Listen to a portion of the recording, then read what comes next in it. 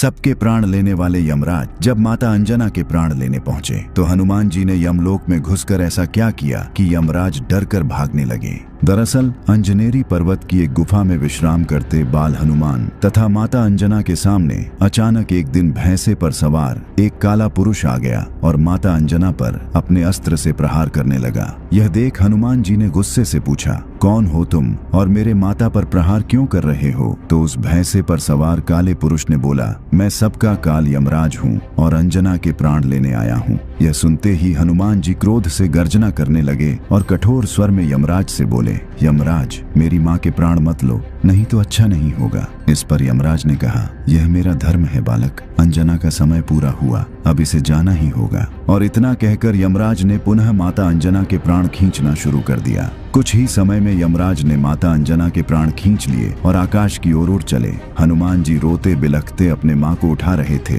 क्या हुआ माँ, उठो माँ, कुछ बोलो। हनुमान जी ने माता अंजना को उठाने का बहुत प्रयास किया पर वो उठती कैसे, वो तो मर चुकी थी। अब हनुमान जी ने क्रोध से गर्जना करना शुरू किया, यमराज मैं आ रहा हूँ, आज या तो मेरी माँ जीवित होगी या इस संसार से काल का अंत होगा। और इतना कहते ही हनुमान जी ने अपना आकार अत्यंत ही विशाल करना शुरू कर दिया। देखते ही देखते वो बालक हनुमान अब साक्षात महाकाल का रूप बन गया। उनकी भुजाएं फरकने लगीं और आंखों से अंगारे बरसने लगे। उनके शरीर का तेज इतना भयानक था कि हजारों सूर्य भी फीके पड़ जाएं। हनुमान जी ने ऐसी भीषण गर्जना की कि ब्रह्मांड कांप उठा और अगले ही पल हनुमान जी ने धरती से ऐसी छलांग लगाई कि आकाश का सीना फट गया। हनुमान जी अत्यंत ही क्रोधित मुद्रा में तीव्र गति से यमलोक की तरफ जा रहे थे। इससे सभी देवता भयभीत होकर इधर उधर छुपने लगे। कोई भी क्रोधित हनुमान जी का सामना नहीं करना चाहता था और कुछ ही देर में हनुमान जी यमलोक के द्वार पर पहुंचकर क्रोध से गर्जना करते हुए यमराज को पुकारने लगे,